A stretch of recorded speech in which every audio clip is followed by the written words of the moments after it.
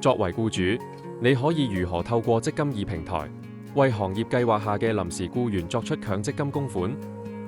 積金易平台令僱主能夠一站式處理所有僱員嘅強積金供款，包括喺網上提交臨時僱員供款資料、繳付強積金供款、查閱過往嘅強積金供款記錄。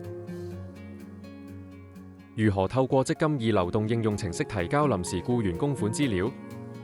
登入後，喺主頁選單案管理強積金，選擇提交供款資料，查閱供款期，然後選擇一個行業計劃，進入提交供款資料，查閱供款期頁面。對於參加行業計劃嘅臨時僱員同集成信託計劃唔同，積金易平台唔會預載供款帳單，僱主需要主動為參與行業計劃嘅臨時僱員提交供款資料，帳單先會喺積金易平台顯示。按頁面右上角嘅加號，已作出新供款，選擇為臨時僱員作出供款。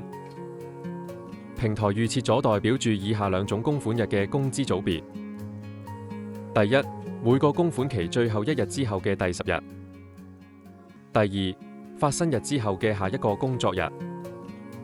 登記參加計劃嘅時候，僱主可以自行設置工資組別名稱。請注意，已成功設置咗嘅工資組別名稱將會無法再更改。選擇其中一項工資組別，然後選擇供款期，按下一步。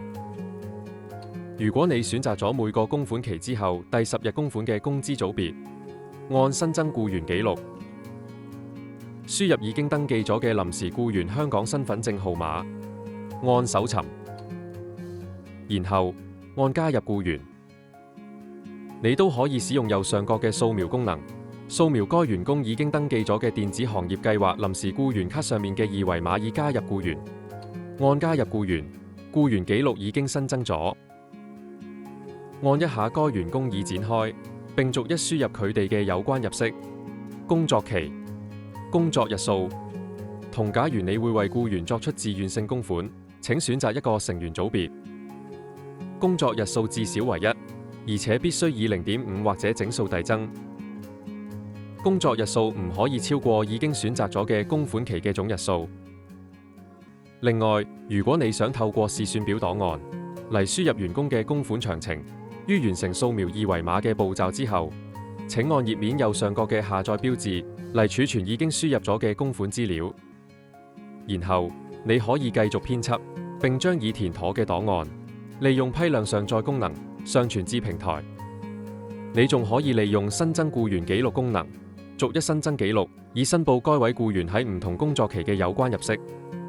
例如，如果有僱員喺同一個供款期內嘅每日收入有唔同，你需要就唔同收入嘅每一個工作期分別提交供款資料。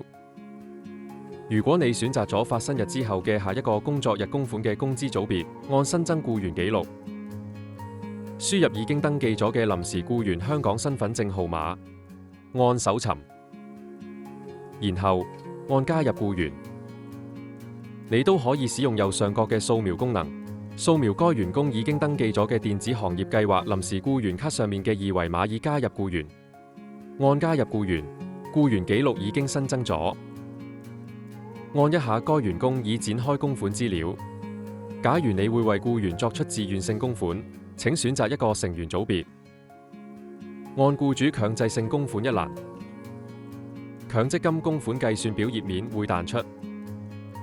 根據每日有關入息，輸入或者按加號，以增加工作日數。完成後，按確定。如果該僱員嘅收入按日薪計算，請根據相應每日有關入息輸入佢嘅工作日數。如果該僱員嘅收入唔係按照日薪計算，你可以計算出相應嘅平均日薪，以選擇合適嘅每日有關入息，並輸入佢嘅工作日數。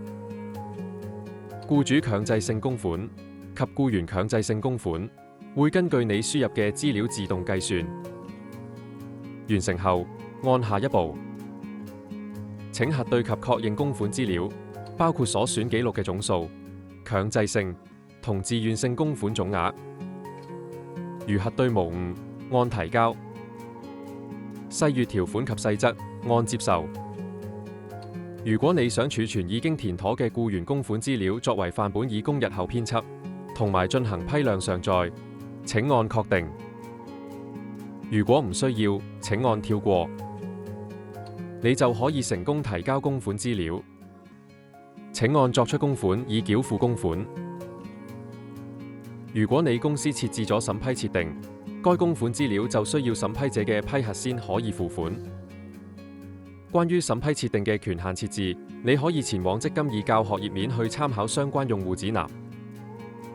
最後，如果你想用批量上載功能嚟為其中一個工資組別更新臨時僱員列表及提交供款資料，請喺為臨時僱員作出供款頁面底部按批量上載供款資料，請細閱指引並按下載以下載範本。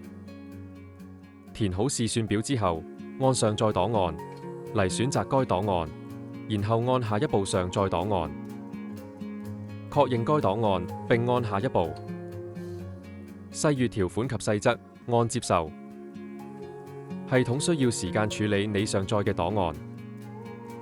當檔案備妥後，你將會收到通知，然後你就可以前往作出供款，以繳付供款。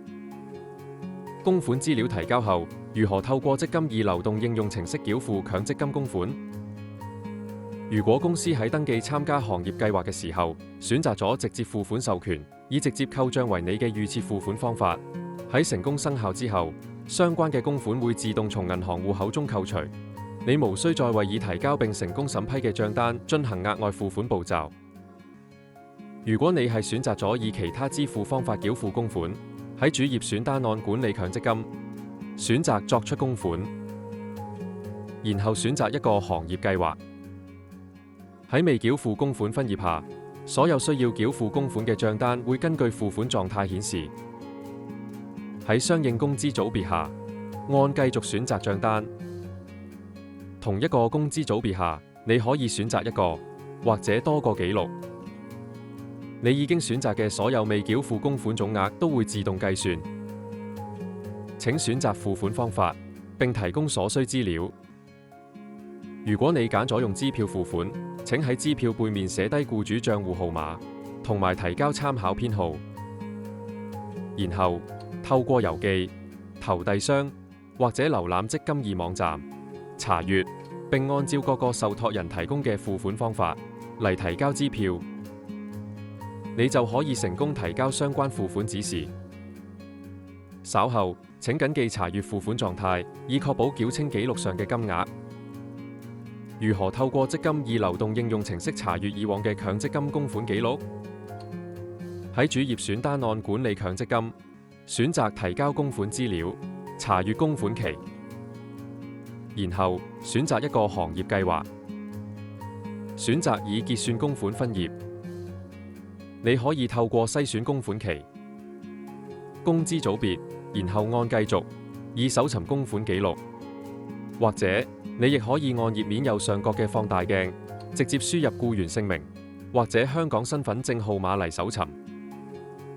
你只需要點選供款期就可以查閱已處理供款嘅詳情，包括僱員供款資料及提交記錄。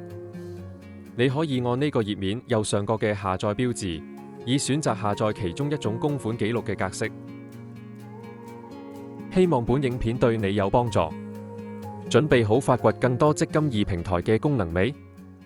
立即瀏覽積金易網站 www.empf.org.hk， 了解更多。